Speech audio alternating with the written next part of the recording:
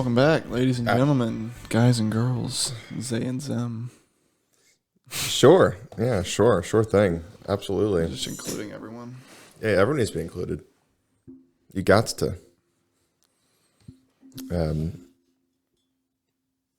So what have you accomplished today? I haven't done a whole lot. Let's see. I turned 20 like a week ago and bought myself a little birthday present. I got myself Pokemon Diamond. Oh, good for you. And that has really taken an effect on my time. But I've been disciplining myself with it. I got myself an early Christmas present. It should be here soon. I keep checking on it. It's coming from Canada, and that whole process is pretty unfortunate because it's taking forever to get here. And I don't know what it is. Like, Canada's not that. I mean, like, when I say not that far, I mean relatively. Like, in terms of like being international, technically another country, it's right there. Yeah. So it's like if I had a package coming from Minnesota or Maine, it's pretty much the same distance. Yeah. And I just, whatever. Well, do you know what part of Canada it's coming from? No, it just said Canada. It's just Canada, like international. Let's see. And it's cool. And it's a purchase that I've never made before. And it's been stuck in Chicago for 5 days now, and I don't get it. Foreign acceptance. Oh, it's coming from Toronto. So Maine would be further than Toronto. Yep. Whatever. I got a polar bear fact, not a polar bear, our bear fact. Sorry. Bear fact. It has to do with polar bears. Bear fact of the day. Growler and Pizzly bears are appearing. As the global climate shifts, it's kind of forcing polar bears out of their natural habitat and some grizzly bears into a different habitat, and they are mating with each other. And those offspring are called growler, as in a mix between grizzly and polar. It's either growler or Pizzly. Pizzly. That kind of hybridization is happening. Polar bears and grizzly bears. Who would have thought? It kind of just looks like a light brown bear. Yeah, it does. That's kind of odd. Interesting. Okay. Well, that's a great bear fact. That's the one for the day. Do you think we should segue into a different kind of fact?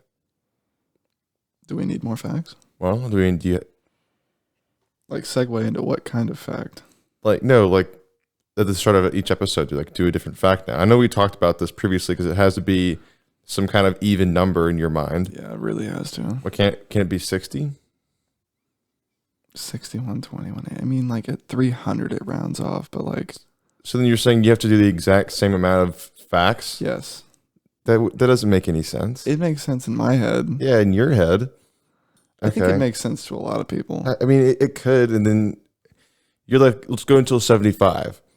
Okay. And then you go 75, 150, 225, 300. Yeah. Oh, we round off at 300 again. I mean, either way, it doesn't matter. Are you saying, do you want to do a different fact every episode? Like, we do bear, and then squid, and then hunting, and then fucking Canada. I don't know. Anyways. Canada facts.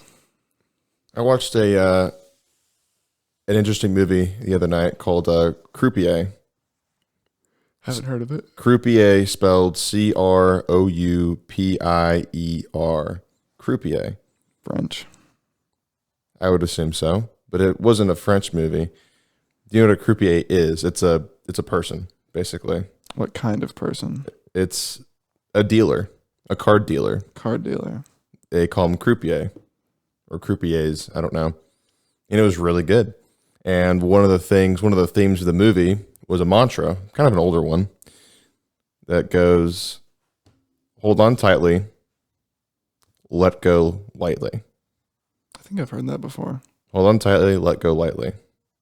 You know what that means or how that's used? I mean, it could be used for almost, you could when it comes to like wisdom advice kinds of things, you can fit wisdom and sayings like that into almost anything. Sure, I see what you're saying. Yeah, I know what you mean. So in reference of what the movie is, what is it Well, talking about? okay, so like actually the phrase. What it means is to hold on tightly is to work for, fight for, hold on to the things that you you like, the things that you really want to achieve or want to have. And then let go lightly is don't try to change what is reality. Yeah. So the way that things are, don't try to change something that can't be changed. Yeah. And don't try to like create a perspective or like corrupt your own perspective of what reality is. So that's what it means. And I thought it was really interesting. And like I said, it was a good movie. I would recommend. It's an English movie. So it came out in like 98 or 99, kind of older, but it was all in the UK. And so they were driving, cars on the right side of the road and talking with funny accents. I couldn't, if I went to Europe and I was driving, I would fuck up at least once. I've always thought about that. Out of habit, I think I would fuck up once. Going to a different country, I thought like I would totally wreak havoc on the streets. Because every time, like in America, we look left then right. Right. In England, they look right then left. I would look left still. How do they not coordinate that to where this kind of thing doesn't happen? Well, I mean, that's the kind of same talk with the metric system, even though there's only like 3 countries that don't use it. Yeah, and we're one of them. Yeah. America. Yeah. I think are we the only country that uses Fahrenheit? Everyone else uses Celsius? I think it's 3. There's 3 countries that use Fahrenheit? Yeah. But like it feels weird when everyone says like, oh my gosh, it was so hot yesterday. It was like 36 degrees. I'm like, what are you talking about? Like, no, 36 degrees Celsius. I was wrong. It's 7, but there's only 3 of them, 4 of them that are considered like actual places.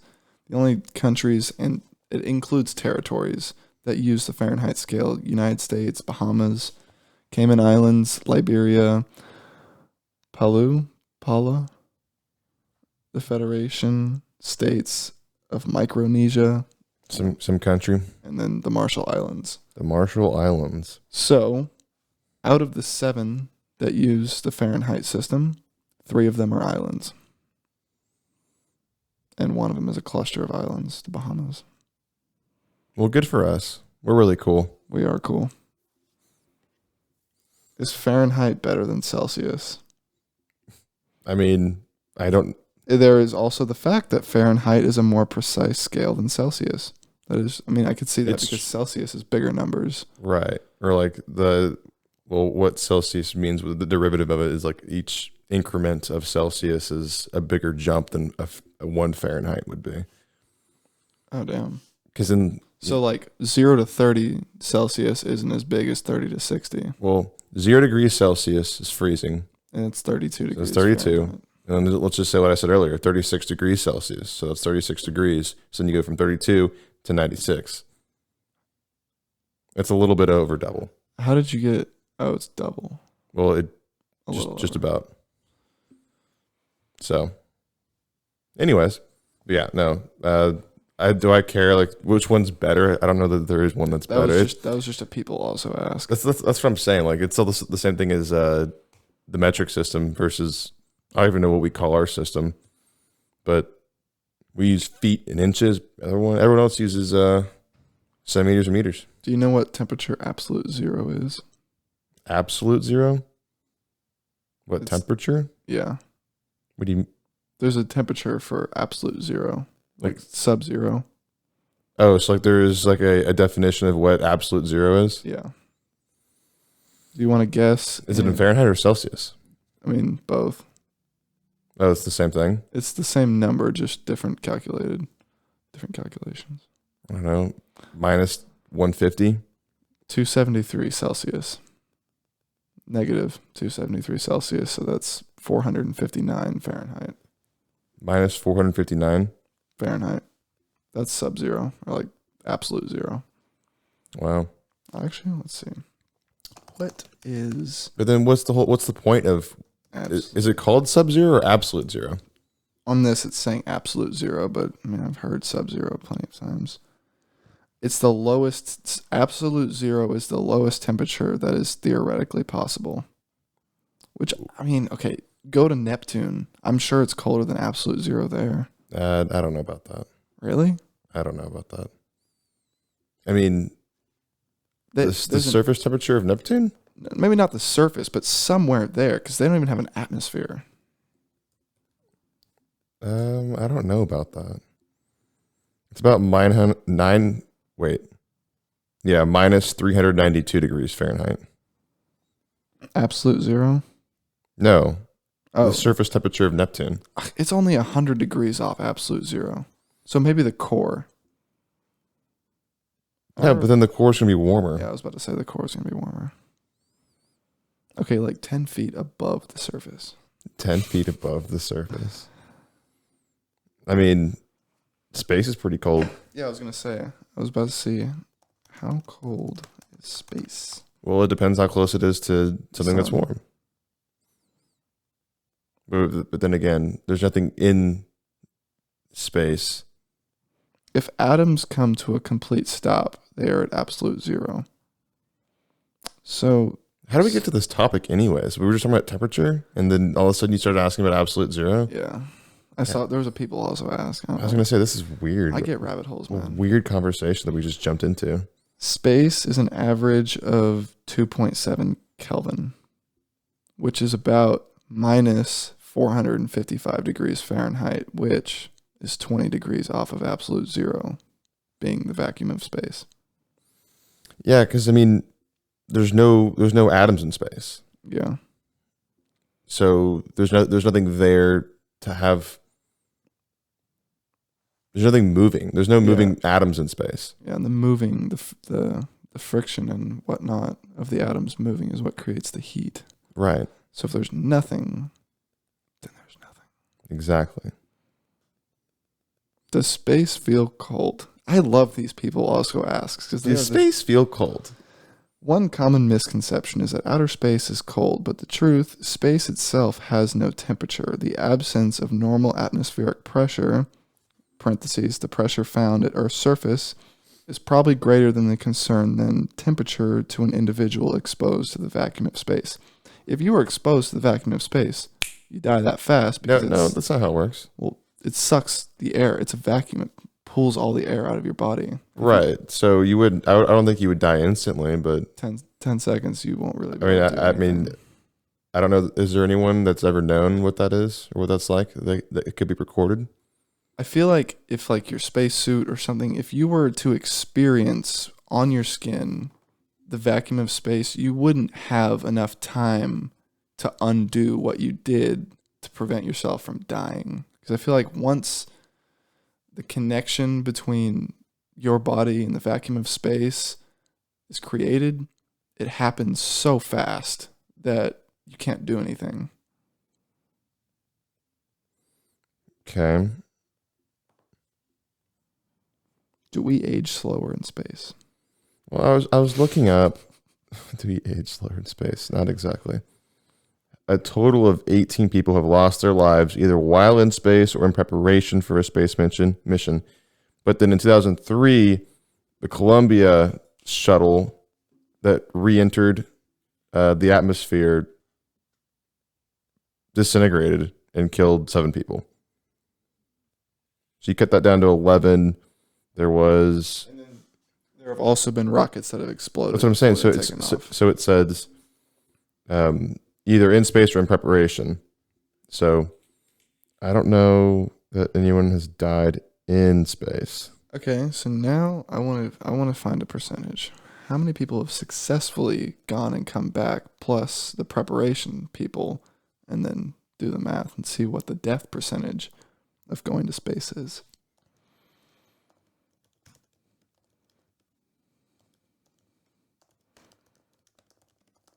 Okay, so of all the accidents that have ever happened relating to space, people have only ever perished either on the ground, during the ascent, or during re-entry. So no one has died to space. Nobody has ever died while in space. Whether they're on the ISS, they're on the moon, they're wherever. No one has ever died in space. ISS being the International Space Station, for those of you. I think people know what the ISS is. I didn't know what it was for a long time. I thought it was Really? just like real life in school suspension. The ISS. Or Damn, bro, they're gonna send me to the ISS. or fixing telescopes or repairing satellites, whatever. Because in space, that's where Newton's laws really come. The law of inertia really comes into effect. Anything in motion will continue to stay in motion unless acted upon by, what everyone's heard it a million times. So in space, if I jumped out of the spaceship and You would just keep going. I would just keep going. I wonder, it's going to happen at some point. Someone's not latched on right, and they're going out to work on something. Right. And so they floating away. They've made plenty of movies about it. Yeah, I mean, it's possible. It's definitely possible, but thankfully not. I'm not saying that I'm hoping that people die in space, but I'm just saying we can only theorize, and I'm sure that we can theorize to like a 99% click as to what happens if you get, in space without a suit on, but we don't know 100% for sure. We don't, well, maybe. I mean, the reason I'm saying we don't know is because it's never happened. So that's the only way that you can't be 100% sure. You can be 99.99999% sure. So if anyone wants to make a breakthrough for mankind, you can go die in space. So that we know for sure what happens. Yes. Because, that is true. Anything we see in a movie about, like, your astronaut suit breaking and you suffocate, according to physics, that would make sense. But we don't know. That's just a theory. Because it's never been proven, never happened. What's interesting is because there's no oxygen, because there's no oxygen in space, your body wouldn't decompose. Basically, there's nothing to decompose you. You'd be mummified, basically. Interesting. That does make sense. Yeah. What? We should start doing space facts. Apparently, okay. So here's what it looks like Business Insider has to say. So the vacuum of space will pull air from your body. So if there's air left in your lungs, they will rupture. Oxygen in the rest of your body will also expand. You will balloon up to twice your normal size, but you won't explode. I don't know how much I believe that. That sounds interesting. It feels like it's plausible. I feel like you would kind of expand. But that's coming from Business Insider. The oxygen in your body, so the oxygen in your blood and your muscles, it would expand. The oxygen would expand. I wonder why it would expand. Huh. Maybe because it's trying to, I don't know, being pulled from your body. I could see that if the vacuum is pulling the air out of We literally have no idea what we're talking about, and we're just trying to comprehend what could even happen. Someone might be interested listening. Maybe, but I don't know how much I believe that though. People also ask how many dead bodies are in space. Okay, that's what I was saying.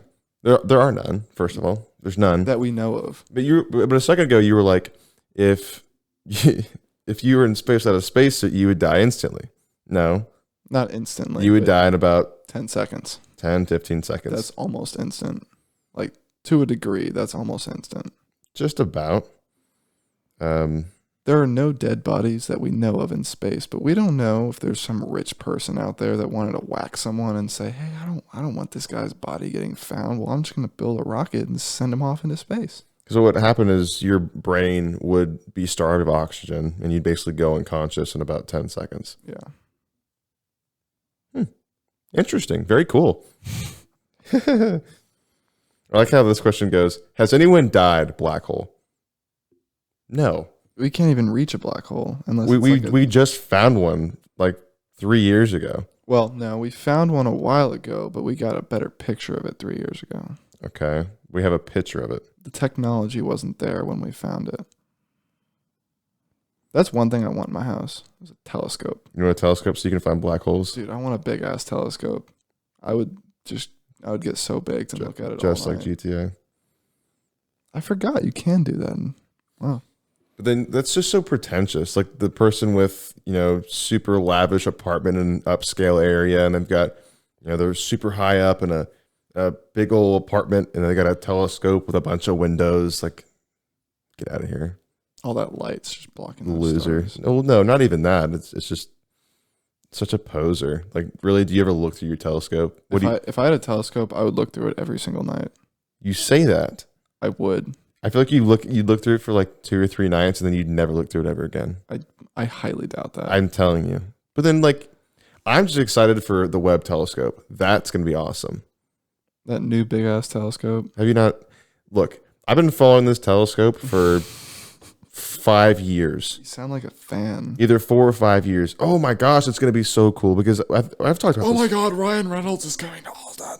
That's what you sound like right now. What are you talking about? No, this telescope is... So the one that's in space is the Hubble. The Hubble has been providing all the pictures that we have, the best quality pictures of space that we have right now. And that was launched in, I want to say, the early 90s. It was like 91. That's how old the technology is. We've gone up there and we've repaired it and we've made adjustments to it, but nothing super substantial. This telescope... It's all new. It's all technology. It's all technology and it's all new. It's all technology. It's all technology. Look, this thing. Oh my gosh. I didn't realize how close the launch was. I'm talking about it right. The James Webb telescope. No, they're launching it in 7 days. I totally forgot about this. They said they're going to launch this thing in 2017, and I was super excited. I was like, I can't wait to see some really dope pictures of space. And I saw a post about this because it's going to greatly increase how far we can see and what we can see. Right, and so it's basically a giant mirror. So it's a bunch of mirrors, and there's a bunch of mirrors on one side, and then conversely, right in front of it, there's a smaller mirror, and then what it does is it collapses the image and shoots it back into a lens. Convex. Right. And I had they kept pushing, because in 2017, they pushed back the launch date. They did the same thing in 2018, then 2019, then COVID, and now here we are. They're launching it in 7 days. I could not be more excited. I totally forgot about this. Yeah, it's a space telescope jointly developed by NASA, the European Space Agency, Canadian Space Agency. It's planned to succeed the Hubble Space Telescope as NASA's flagship astrophysics mission. You know how much it weighs? More than 25 pounds. Actually, no. That is so cap. You know how many all the screws on that thing add up to 25 times 100. I mean, so there's some screws. I mean, I bet. Okay, I'll give you. There's a handful of washers too. 7 tons. Actually, we would not be able to get that out of this atmosphere if it was 7 tons. No, it is 7 tons. It's 7 tons. Wait, actually, it's 7 tons. It's 14,000 pounds. No fucking way. It's 14,000 pounds. Damn. Go measure. Yeah, good for you. Yeah, I'm so excited. These pictures are going to be so cool. Wait. What the heck? They pushed it back. 5 hours ago. James Webb Space Telescope launch pushed to Christmas Eve. That's 2 days. So whatever. It's pushed back 2 days. Wait, hold on. It was supposed to be on the 22nd, and now it's pushed back to Christmas Eve. Oh my God, Christmas Eve is so close. I know, isn't it? 9 days. Yeah, it's in 9 days. Yesterday it was August. No, yesterday it was like Halloween. Yesterday was 2016, man. I don't even know what you're talking about. Yes, dude. Yesterday was like 2014. Okay. Anyways. Yeah, I'm excited about that. It's going to be super cool. I want to see the pictures so bad. Cool. What would you do if, like, there was just this NASA update or something that was like, there's gigantic alien life forms 2 galaxies away, and we have pictures of these aliens? Because, I mean, the term alien... I don't think we should go find them. I don't think we should find them, but it'd be kind of cool to see. Oh my God, what if we were like looking through the telescope and we're like, oh my God, that's an alien right there. And then it just like looks directly at the Oh yeah. That would be some scary shit. Turn into a horror movie. Yeah. But I mean, the term alien just comes from anything that isn't from For- Earth. No, alien. I mean, unless we're talking about immigrants. Excuse me. No, I mean alien would be anything that's foreign. Yeah, from Earth, not from Earth. I mean, something can be alien to you. Okay, yeah, that's what we call immigrants, but like I'm just talking about like in a realistic. I'm just saying alien, like what the term means. Yes, foreign is correct. Okay. Anyways, but I know what you're saying. Do you think there's aliens out there? I think realistically, given how big the universe is, yeah. Yeah. But then how many civilizations have there been before us that have come and gone, I listened to or they're still out there? Neil deGrasse Tyson was talking about just like Earth and Mars. Mars already went through a period of being habitable. Like it came and went. There used to be oceans on Mars. Yes, and Earth will have that same thing happen to it. It'll get too close and burn up and whatnot. There's basically infinite amounts of galaxies and planets and stars. If you're telling me that we are the only people in the entire universe, I would say you're out of your fucking mind. Like, there's no way, whether they're alive or dead or coming, there is something else living somewhere. Maybe it doesn't have space travel. Maybe they're in the Stone Age. There is something. Maybe they're capable of light speed, and this is just fucking Star Wars. Yeah. But I feel like, what if there's aliens that have found us, and they were like, nope, let's keep going. I just think like we're a game show. We are. Like, we would be seriously entertaining to any other. We race cars for entertainment. We race cars. We break piñatas. Hit balls with bats for fun. Yeah. We tackle each other. I mean, I just think that it's like that thing from Rick and Morty, the Get Swifty. Yeah, sorry, I don't want to keep yawning. No, I think that they're out there somewhere. I mean, whether or not they know that we're here or they already found us and choose to not be known, I don't know. I don't know. But I would say if I was a betting man, and I don't usually like to bet, but I was going to bet, I would say yeah. I would say there's something out there. Easy money. Easy money. Yeah. Okay, anyways, so recently I dumped all of my cryptos and I put them all into, when I say dumped all my cryptos, I got rid of all my cryptos that weren't Bitcoin and then just bought more Bitcoin. There are so many people laughing at you. Oh, really? There are so many people laughing at you. I bet there's so many people laughing at me. No, I got rid of my Shiba. Screw that. And I had Cardano too, and I got rid of that. Dude, you got it. When did you get rid of it? Like a few days ago. Oh, man, dude. It's so down right now. It is absolutely in the dirt. Yeah. I'm waiting to buy more. That's the thing about these cryptos. Also, there was a crypto that I was looking at on my app.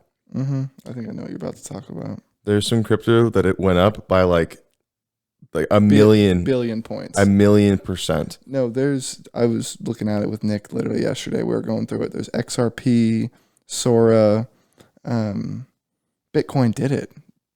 Something happened to the decentralized crypto blockchain community, and there were XRP and Sora, they went up to like literally like 50 million. No, 50 what I billion. saw was $203 million per share of whatever this thing was in the matter of like minutes. Yes. Yeah. I saw those graphs. They spiked. Never seen anything higher. We went so high and then straight back down. More than Berkshire Hathaway. Yeah. But no one could sell, because if you sell, the fee on selling that is basically everything that you would have made. Why would there be a fee like that? That's how those crypto apps make their money, and the blockchains, they take a fee out of what you profit. Right. So But the, then, the so fee, let's say you bought it when it was at, $1, and it goes no, it up. wasn't $1, but it was something crazy like, 75 cents, 50 cents. Yeah. And it goes up and it spikes up to $203 million. Your return is billions. Not billions. I mean, let's say you had, you're like, oh, I'll throw $5 into this one just for fun. And then you're looking at it and it starts going up. You're like, oh my gosh. You're like, sell, sell, sell. And then, you have this massive return. Let's say you made with those. Actually, let's just say you had 5 shares, right? You had 5 shares. You basically turn $1 or $5 into $1 billion, right? Happens that fast. The app that you use, the service isn't going to take $1 billion from you. They're going to take whatever their percentage cut is. It's not going to be the whole thing. It's like the Venmo thing, even though it doesn't cap out. The Venmo thing, like when you transfer money back into your account, they take a minimum of like 1% and it maxes out at $25. No, they take a minimum of, I think, 25 cents. And then, Yeah, they take a minimum of 1% and it minimizes at 25 cents and it maxes out at $25. right. The fee for pulling your crypto, I mean, I guess it will go for certain blockchains or certain apps that you use. The fee is based off how much you're selling. Right. It has to do with the dollar amount that Yes. you're converting. So with some things, you'll try and sell the shares for 35 grand, but they take 7. Okay. And I don't know what the numbers are. I mean, I could look at it right now, but when I was, Nick has SafeMoon. It happened to SafeMoon too, and Nick showed me his portfolio. Nick had $484 million in his portfolio. did he? I saw it with my own eyes, but he wasn't able to sell it. Like it wouldn't let him sell it. They wouldn't let him sell? It's like the GameStop AMC thing. Uh, Which whatever was happening, there was probably, it wasn't meant to make people billionaires or anything like that. I feel like someone either hacked in, did something. I don't know if it would be a hack thing. They were just testing. Because the thing about it not being a hack, the whole thing behind the decentralization is that I can't explain it super perfect, but there is no way to hack it. That's why it's decentralized. If it was centralized, You can't hack Bitcoin. yeah, it's decentralized. Right. You can hack banks because it's central.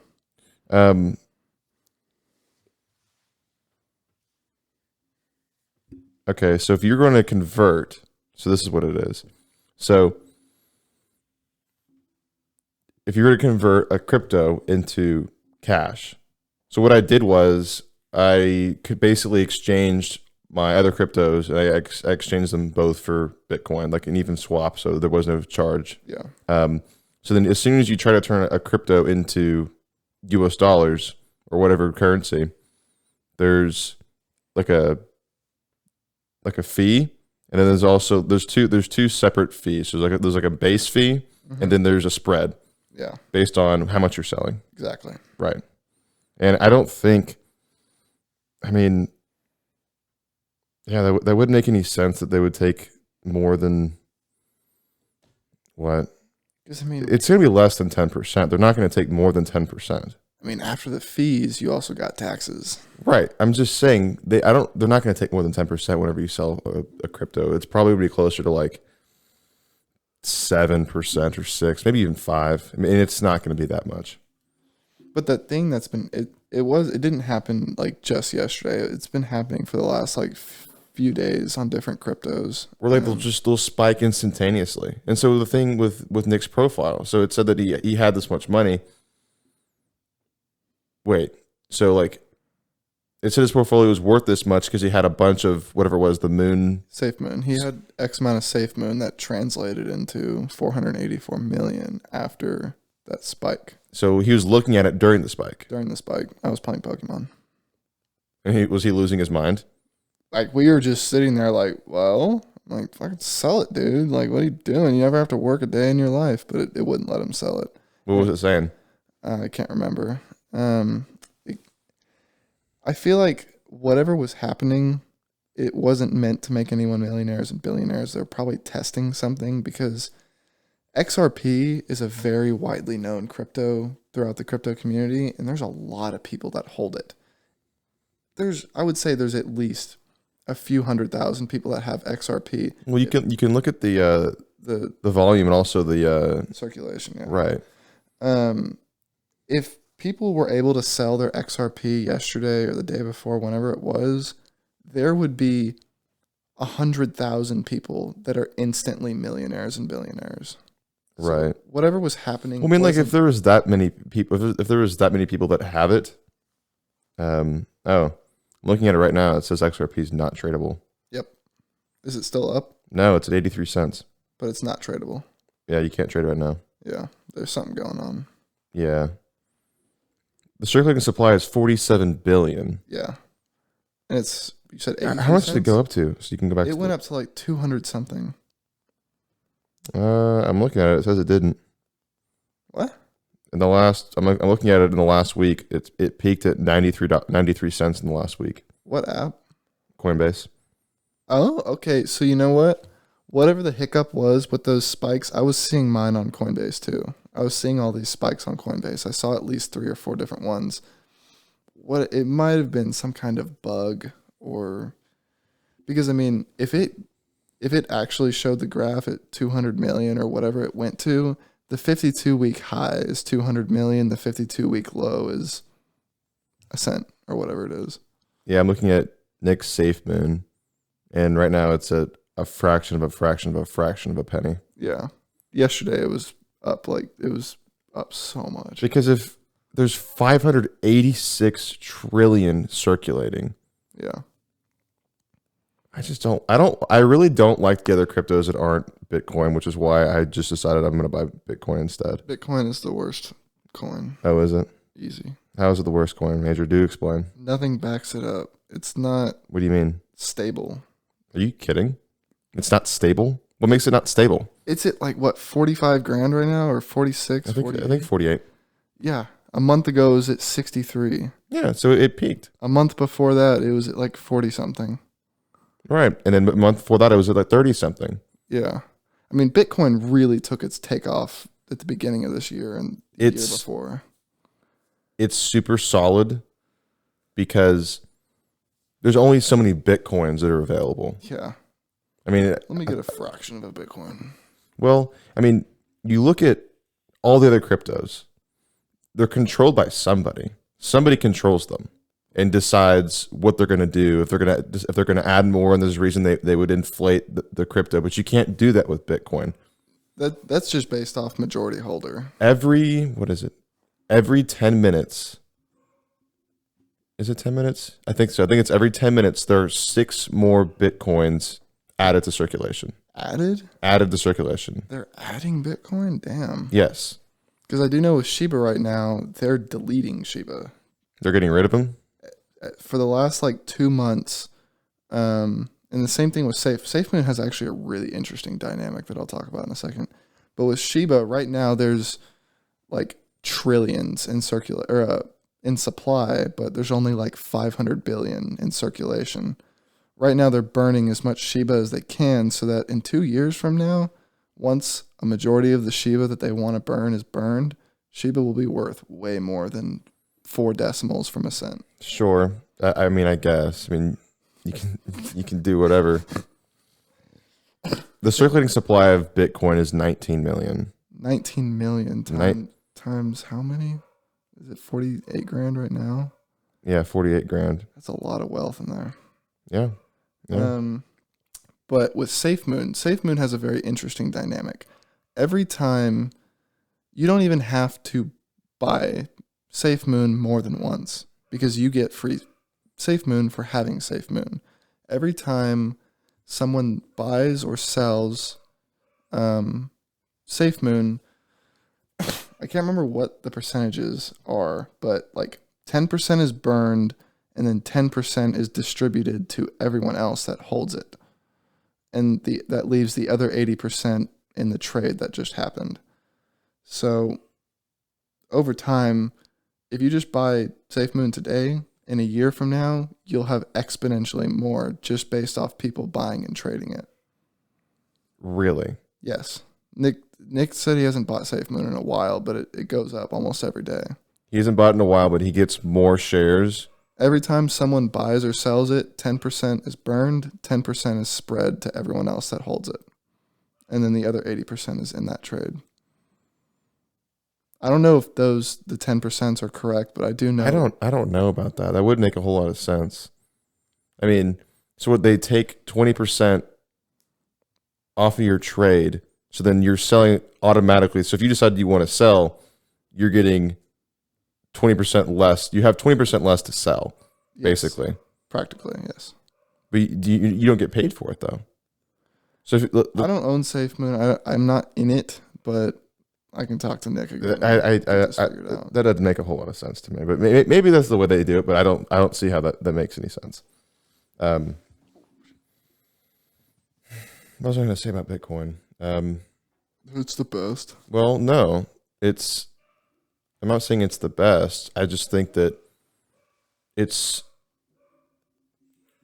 kind of amazing that this currency that people tried to create for so long. I mean, like even since like the 80s or 90s, early 2000s, everyone tried to create a online currency, like some kind of virtual currency, but no one could do it. No one could do it. And then there's this Bitcoin that comes. And I forget the name of the guy who invented it. Basically, he invented it and he vanished. He was gone. Yeah, I did see. I heard this story. This very famous guy was saying if you knew who invented Bitcoin, you would sell all of it immediately. Really? Yeah. Oh, and I know who said that. I know Warren Buffett. No, it wasn't Warren Buffett. No? It was some other rich old guy. Some other rich old guy. It's like, yeah, if you knew who made it, you'd get rid of it But instantly. he was like, when he was talking about it, he was so serious. Like, he had the most serious tone I've ever seen. He said, like, if you knew who would make it, you would fucking sell it immediately and run. Why? But why would you do that? Why would he want? I mean, like, the guy who invented it, ever since he launched it, he's never touched it ever since. He's never even fooled with it. You can't fool with it. It's fuckwittable. That's what I was thinking about saying. I don't know if I don't want to say that. But basically, no one can. I get it. You listen to Kid Cudi. I'm going to need you to mute the mics whenever I go like this. Well, I get that. But no, it's okay. We can wrap up here. I'm going to go to that cookout. What are you doing? Okay.